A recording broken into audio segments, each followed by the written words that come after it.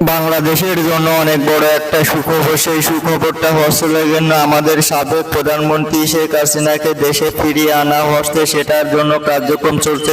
কিন্তু তার জন্য অনেক বড় প্রমাণ লাগবে, যেরকম সেটা আন্তর্জাতিকভাবে কেস হতে হবে, তাহলে ইন্ডিয়া থেকে বাংলাদেশে ফেরত আনা সম্ভব হবে সাবেক প্রধানমন্ত্রী শেখ হাসিনাকে। কারণ যথাযথ প্রমাণ পেলেই আনা যাবে, কারণ সেই ইন্ডিয়ান নাগরিক না, সেই জন্য ফেরত দেবে ইন্ডিয়া, দিতে বাধ্য থাকবে জাতিসংঘের চাপ পড়লে। কিন্তু তার জন্য অনেক বড় বড় কেস লাগবে, যা প্রমাণ হবে, তাতে শেখ হাসিনা আসতে পারবে। কিন্তু তার জন্য সব প্রমাণ গোছাতে হবে। সে অনেক দোষী, সেটা ঠিক আছে, দোষীগুলো সাব্যস্ত করা হলে সবকিছু প্রমাণ করিয়ে তার জন্য কার্যক্রম চলছে। সব কার্যক্রম করে জাতিসংঘের কাছে ও ইন্ডিয়ার কাছে দিবে, ইন্ডিয়া ফেরত দিতে বাধ্য। আর সেই জন্যই শেখ হাসিনা ইন্ডিয়া থাকতে চাচ্ছে না, ইন্ডিয়া থেকে অন্য দেশে যাওয়ার চাচ্ছে, কিন্তু অন্য কোনো দেশও তাকে ভিসা দিচ্ছে না, সবকিছু বাতিল করে দিচ্ছে। সেটাই সবথেকে বড় জিনিস। তার জন্য এখন কান্নার ব্যাপার হয়েছে, না পারছে ইন্ডিয়া থাকতে, না পারছে বাংলাদেশে আসতে, আবার না পারছে অন্য কোনো দেশে যেতে।